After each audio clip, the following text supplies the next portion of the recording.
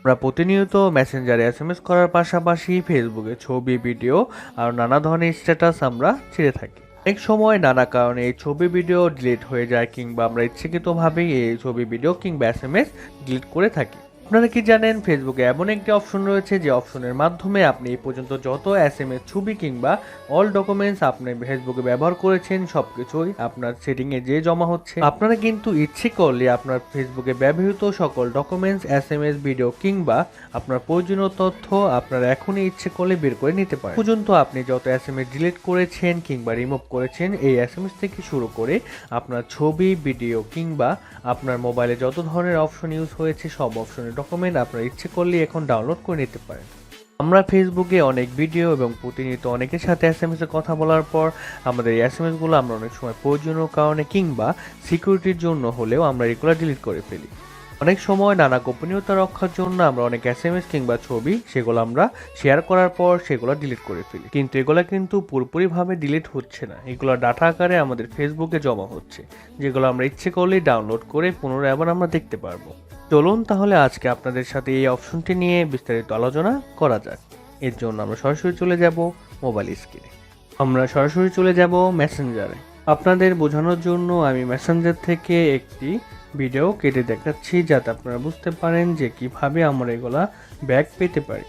এমন করে অনেক সময় আমরা অনেক ছবি কিংবা ইম্পর্টেন্ট ডকুমেন্টস কেটে ফেলি কিংবা অনেকে আমাদের চোখে ফাঁকি দেওয়ার জন্য SMS গুলা কেটে ফেলে। এখন আমি তো আপনাদেরকে আগেই বলেছি এগুলা কিভাবে ব্যাক আনা যায় সেটা আপনাদের আজকে আমি দেখিয়ে দেব। আমি এখান থেকে 2-3টা SMS কেটে ফেলেছি। এখন আমি সরাসরি মেসেঞ্জার থেকে ব্যাক করে সরাসরি আমি চলে যাব ফেসবুক অ্যাপসে। আপনাদের অবশ্যই এই ফেসবুক অ্যাপটি সবার রয়েছে, আপনারা অন্য জায়গা থেকেও এটার মধ্যে প্রবেশ করতে পারেন। ফেসবুক অ্যাপসে আসার পর আপনারা উপরে দেখতে পাচ্ছেন 3 ডট, সেখানে ক্লিক করে আমরা সরাসরি চলে যাব সেটিং অ্যান্ড প্রাইভেসি, তারপর চলে যাব সেটিংয়ে ক্লিক করার পর আমরা স্ক্রল করে একটু নিচে চলে যাব। নিচে যাওয়ার পর আপনারা দেখতে পাচ্ছেন এখানে শো করছে ডাউনলোড ইউর ইনফরমেশন। আপনারা সেখানে ক্লিক করে সরাসরি এন্টার করবেন।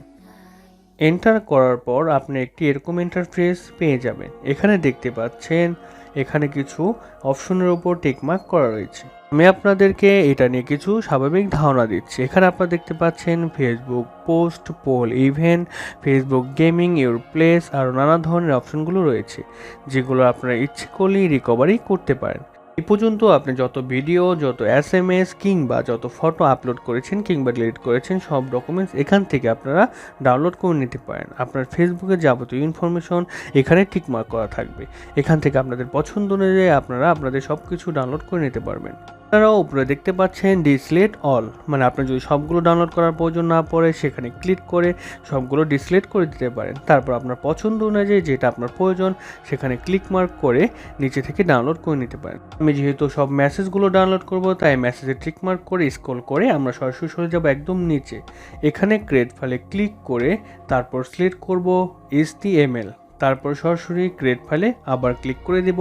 তারপর আমার ডাউনলোড প্রসেসিংটি শুরু হয়ে যাবে।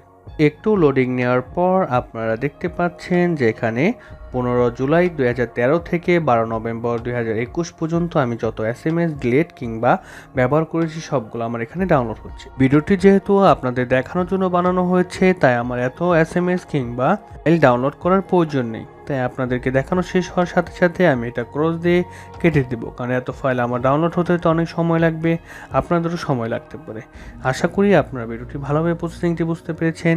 তারপর যদি সমস্যা হয়ে থাকে তাহলে আমার সাথে কমেন্ট বক্সে যোগাযোগ করুন। ধন্যবাদ।